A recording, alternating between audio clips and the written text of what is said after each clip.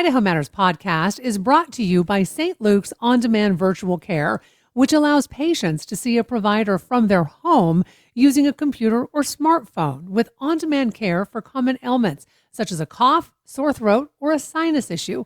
More information at stlukesonline.org. Hi, I'm Charlie Hunt. And I'm Jackie Kettler. We're both political scientists who also love to gossip about political scandals. In Season 1 of Scandalized, we told the stories of some of our favorite scandals from across American history. While we work on Season 2, we're dropping 5 brand new bite-sized episodes to whet your appetite. Listen to new episodes of Scandalized starting Monday, September 29th at boisestatepublicradio.org or wherever you get your podcasts.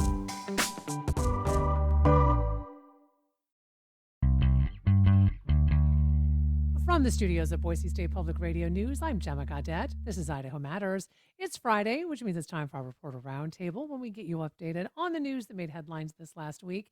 And today, our panel includes Laura Guido with the Idaho Capital Sun, Logan Finney with Idaho Reports on Idaho Public Television, Clark Corbin with the Idaho Capital Sun, and Daniel Ramirez with EastIdahoNews.com. And I should note, Logan actually is not joining us today, so my apologies for that. Happy Friday to the three of you. Happy Halloween, Gemma. Oh my goodness. Happy Halloween. All right. Well, since it is Friday and Halloween, we have a lot to get to today. The first thing I want to talk about, Laura, this is a story you wrote about, and members of the Heritage Foundation, which is a national conservative think tank, are planning to once again work with Idaho lawmakers during the upcoming legislative session. The goal is to crack down on more immigration here in our state. So, Laura, do you have a sense of which immigration bills are most likely to come back next season and whether they'll have more support this time around? Yeah. So the Heritage Action Group, which is kind of the advocacy arm of the Heritage Foundation, held an event this week, and they talked about some bills that previously came up and mentioned that they really want to come up again. Some of those are adding to reporting immigration status and nationality of people in Idaho jails and students in public school. They want to make those kind of reporting required. They also talked about a bill that came up last session on, it would be called Concealing, Harboring, and Shielding people who are undocumented. And that is defined kind of broadly and includes like providing shelter or financial support or legal assistance. And that did come up for a hearing last year. It was held in committee, it didn't advance, but they mentioned all of those as coming back next session. I can't speak to the support that they'll get, though. That remains to be seen. Mm-hmm. So, Laura, it did sound like the Heritage Action Group might be pretty involved in shaping some of these proposals. So, did they say directly that they are going to work with Idaho lawmakers, or how directly they're going to work with them on, like, the actual bills and the language of these bills? Yeah, so one of the speakers at the event this week was Theo Wold, and he used to be Idaho's Solicitor General under the Attorney General's office. He's now a fellow at the Heritage Foundation, and he talked about working directly with Representative Dale Hawkins, who represents a district up north, on drafting this bill language. The Heritage Foundation also provides model language, which is common for these types of think tanks to do, and they tend to circulate them around, in this case, Republican states, to find any legislators who might be interested in carrying it, and they pretty much plug and play with the bill language that to try and see how many places they can get them passed.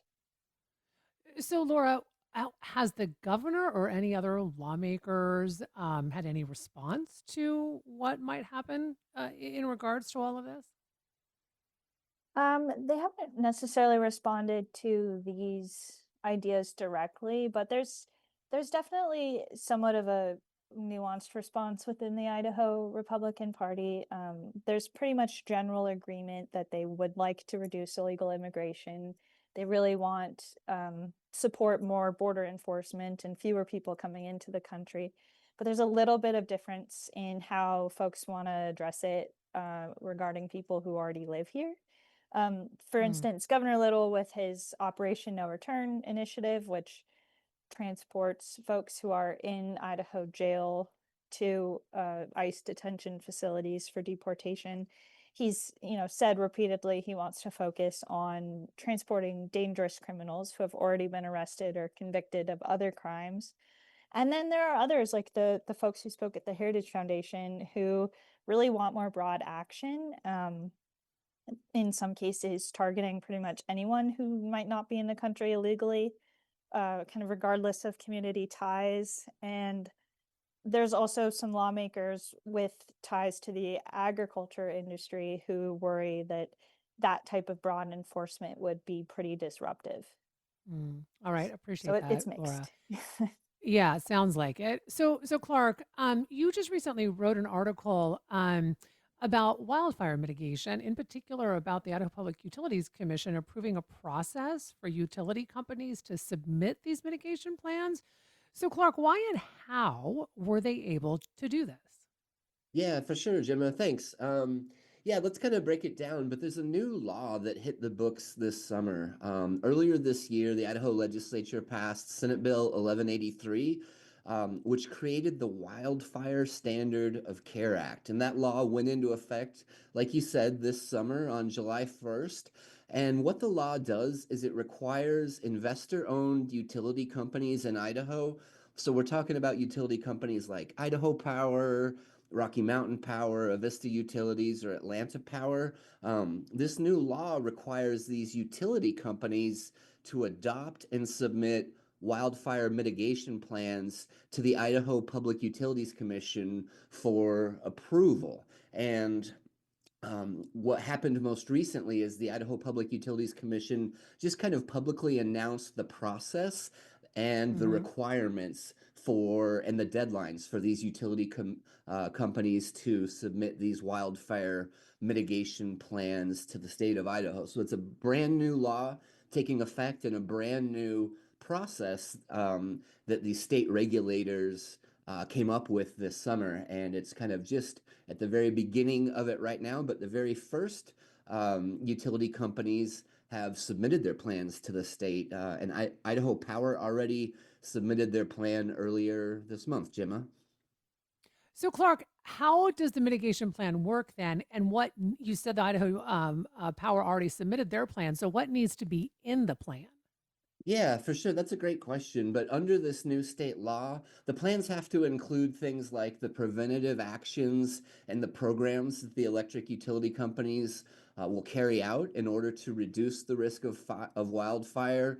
The plans also have to identify different areas where electric utility companies have infrastructure or equipment that may be subject to a heightened risk of wildfire, things like utility poles and power lines and things like that. And then finally, the plans also have to include these public awareness efforts and programs that utility companies will take before, during, and after the wildfire season in Mm. order to sort of inform the public about the risk of wildfire and then the steps that would be taken if there is a wildfire and after the wildfire.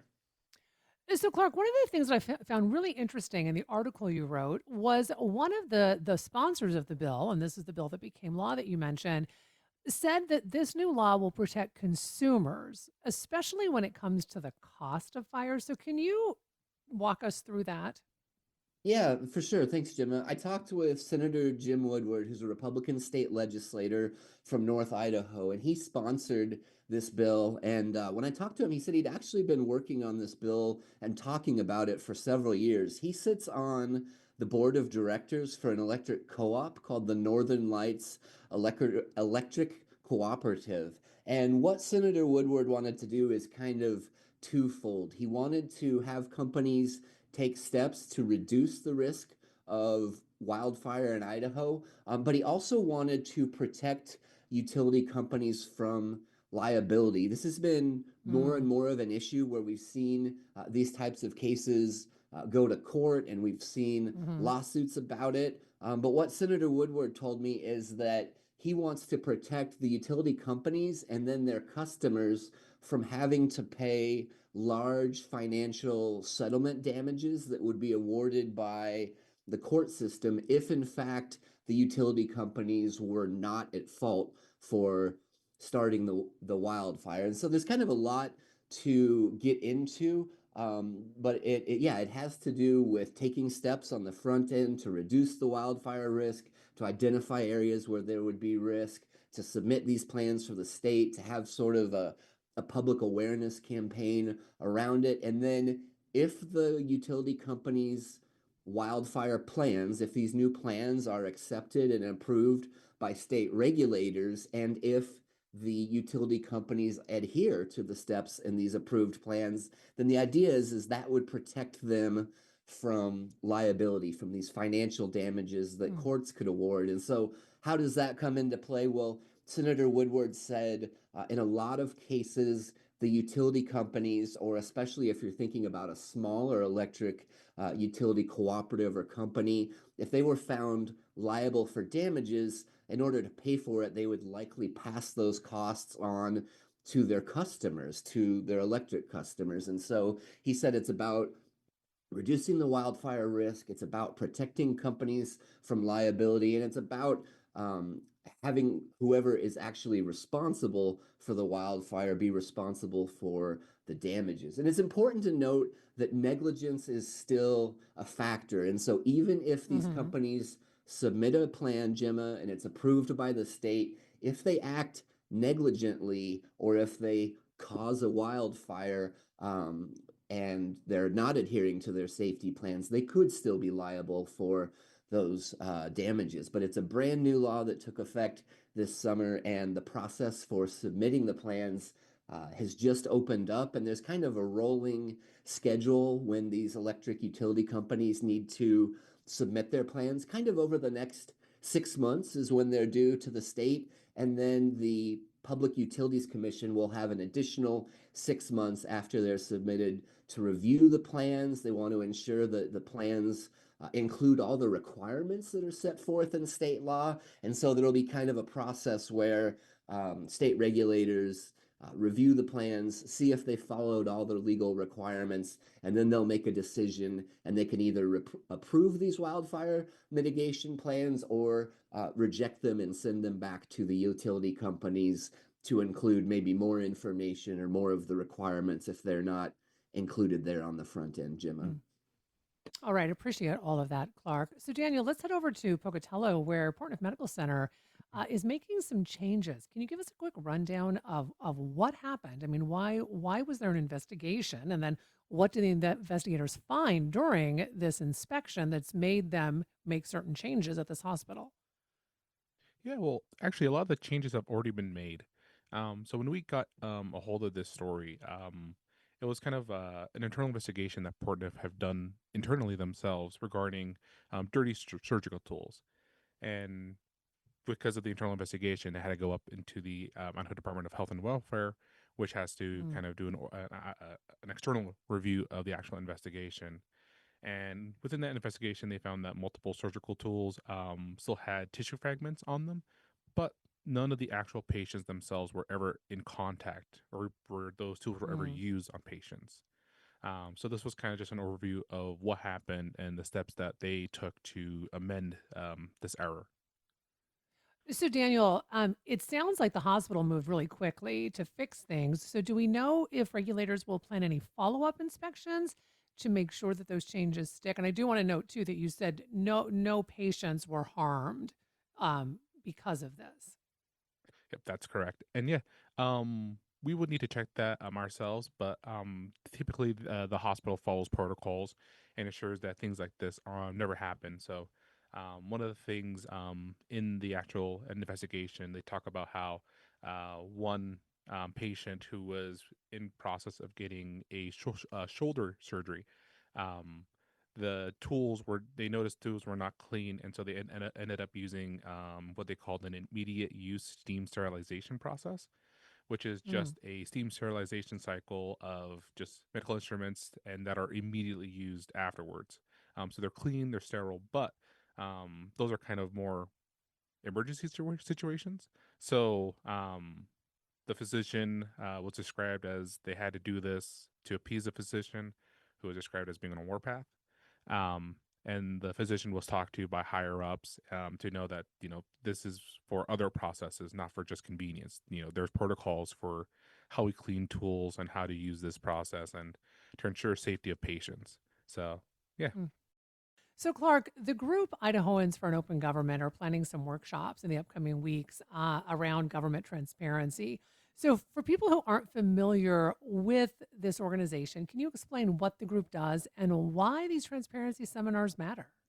Yeah, for sure. Thanks, Gemma. And this is kind of an example of one of the rare instances where I'll sort of talk about my bias, and I'm in favor of government transparency and access to public records. And that's what this story is all about. And that's what these upcoming workshops and seminars are all about. But yeah, like you mentioned, a nonprofit coalition called Idahoans for Openness in Government, or IDOG for short, is going to be sponsoring these free seminars that are going to be taking place in the Lincoln Auditorium at the Idaho State Capitol in Boise over the next couple of months. And I think that this is such an awesome opportunity. It's free and open to the public. These meetings are also going to be streamed online on the legislature's website for folks that can't make the trip to Boise. But when we think about the upcoming 2026 legislative session and the 2026 elections and the midterms, I just think that these seminars are a really cool opportunity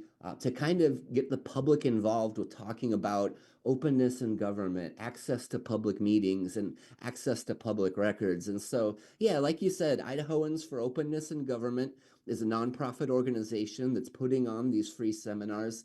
And they've got some really cool people that are involved with Idahoans for Openness in Government. One of them is Betsy Russell, the longtime retired Idaho Mm-hmm. political journalist who's been president of the Idaho Press Club. She's involved with this organization. Former Idaho Attorney General Lawrence Wasden has been heavily involved, and former Deputy Attorney General Brian Kane have all been heavily involved in over the years with these organizations. And I've got a website that I can share. And we also have a schedule of events on the idahocapitalsun.com and an article I wrote. But the first the first free seminar takes place on November 19th, and then there's seminars on December 17th, January 16th, and January 27th. And if you want the schedule and the specific topics, you can go to either idahocapitalsun.com and find my article with the headline Free Government Transparency and Open Records Seminars Planned for Idaho. Or you can go right to the IDOG website itself. And that website's easy to remember. It's just openidaho.org. But there's going to be some expert speakers talking about things, Gemma, like campaign finance and lobbying, talking about some of the public records that are available through government websites like Transparent Idaho and Town Hall Idaho. And then in January, I'm excited about the two presentations they have there. On January 16th, they're going to be talking about the Idaho Public Records Act and access to public documents. And then on January 27th, they're going to be talking about the Idaho Open Meeting Law. And some of the guest speakers that are going to be presenting include Idaho Secretary of State Phil McGrain. Idaho State Controller Brandon Wolf is going to be presenting one of the seminars, and then Betsy Russell herself is going to be involved with several of the seminars. And so I just really think that with the legislative session coming up and the big elections in 2026, it's really cool that this nonprofit organization is putting on these seminars, and I'm going to be attending several of them. And I just think that it's a great refresher for folks, and it really gives people the confidence to like government and government policy can be really intimidating, but I found that Mm-hmm. like events like this can really give folks the confidence to start to understand how government works, but also understand sort of the open and transparent requirements that are in state law. And so I think it's a cool opportunity for anybody from like a history student or a law school student to maybe members of the public that want to find out a little bit more about some of the things going on in state government, or maybe want to take a look at campaign finance data. That's going to be the topic of one of these presentations. And so they're all free. They're all going to be taking place at the Idaho State Capitol in Boise and streamed online. And again, if you want to find out the schedule and kind of make plans, openidaho.org is a great website. Right on the home page, you've got a box that talks about these government transparency workshops, setting the record straight. And so I'm excited, and I'm going to be attending several of these, and I hope to maybe run into several of the listeners if they get a chance to attend any of these events. It'll be going on from November through January at the Idaho State Capitol here in Boise, Gemma. All right. Well, love that, Clark. Appreciate you doing reporting on that. So, Daniel, some folks in Bear Lake County have started a recall petition. Can you start out by explaining what's going on, who's being recalled, and why the effort started? Yeah, and this is probably one of the longest drives I ever had to do in my life as a reporter. Having to go down to Paris, Idaho. Lived my whole life in Idaho Falls. Never been to the southern part of the state, but it was kind of an interesting story in its own right. So there is a group of concerned citizens in Bear Lake County. They call themselves Voters for Transparency, um, and they are recalling their prosecuting attorney. Um, Bear Lake County has kind of had uh, a, a weird history with their prosecuting attorney. Mm-hmm. Since 2018, Anna McKenzie has been the prosecuting attorney after the then prosecuting attorney stepped down. Um, McKenzie was appointed as prosecuting attorney and kind of has been appointed multiple times after of other prosecuting attorneys have either stepped down or they've either lost their license to practice law. Mm-hmm. And so Okay. the heart of the issue for the recall stems from two court cases that folks from Bear Lake County feel violated their rights, and they also feel that there is some personal issues that the attorney has against them. Hmm. Okay. So, are those the main complaints then that the citizens have behind the recall? And then how is the prosecutor responding, if at all, to these accusations? Yeah. So there is a couple page worth of complaints they have, the Voters for Transparency against the prosecuting attorney. Too many to list. And a lot of Mm-hmm. them are kind of hearsay in a way. So we have already Mm-hmm. had to, kind of dig down and find what, things that are actionable or tangible enough, right? And so the Mm-hmm. two court cases involve two citizens. One of them, a judge found that the way that the sheriff's deputies of Bear Lake County obtained her cell phone password violated her Fifth Amendment rights. And she was later acquitted of those charges. She was being charged of lewd conduct with a child, or possession of Mm-hmm. child pornography. The other Hmm. case was a former assistant softball coach who was charged of lewd conduct with a child, and that case was also later acquitted after a jury found that there was no actual she was guilty. And Hmm. so Okay. the prosecutor turned. Oh, go for it. No, no, go ahead. So I'm just Oh curious about yeah, what the prosecutor's saying yeah. about all this. And so the prosecutor, he said that as part of the job as prosecuting attorney, there are cases that need to be prosecuted because of what the evidence was there, the testimony from the victims, and that there really isn't any hard feelings against any of these people. That this wasn't malicious in any way against these people. Um, he wholeheartedly believes that in the system of law that we have, that a jury can determine if someone is guilty or not guilty, um, and that this recall is unfortunate, but it's kind of built on hurt feelings from the people who these cases were involved with, and just kind of how the community feels about him as a prosecutor, of not really having a say, of him being appointed multiple times and not really being elected as the official Mm-hmm. prosecuting attorney. So, Clark, tell us about Idaho's Frank Church Wilderness of No Return, adding even more land. How did this come about? Yeah, thanks, Gemma. This was another fun story to work on, I gotta say. But yeah, what happened is two nonprofit land trust organizations, the Payette Land Trust and the Wilderness Land Trust, they bought a 95-acre parcel of private land that was actually located within the boundaries of the Frank Church River of No Return Wilderness. And what they did is, right before the government shutdown began on October 1st, they transferred the land to public ownership and officially added it to the designated wilderness area. And so what happened is this fall is the Frank Church Wilderness in central Idaho got a little bit bigger by nearly 100 acres. It increased in size. And the issue is, and this comes up in wilderness areas and public lands, but before the wilderness area was actually created, there were these different parcels of private land and they were grandfathered in. And so this private land didn't have the same protections that the surrounding Frank Church Wilderness had. And so these two Mm. land trust organizations came together, they bought the land up, and then they donated it so it would become part of public land and be added to the Frank Church Wilderness. And the idea is that it protects this property. They're calling it the Annie Creek property. And to give you an idea of where it is, it's sort of on the western edge of the Frank Church Wilderness. It's about 40 miles from McCall. And by buying it and transferring it to public ownership and adding it to the wilderness, it ensures that that land will never be developed commercially. And when I talked to some of the folks that were involved with this effort, they said that the property was located near a road and they were concerned that it would have been vulnerable to development. Because, like I said, when it was Mm. privately owned, it was grandfathered in.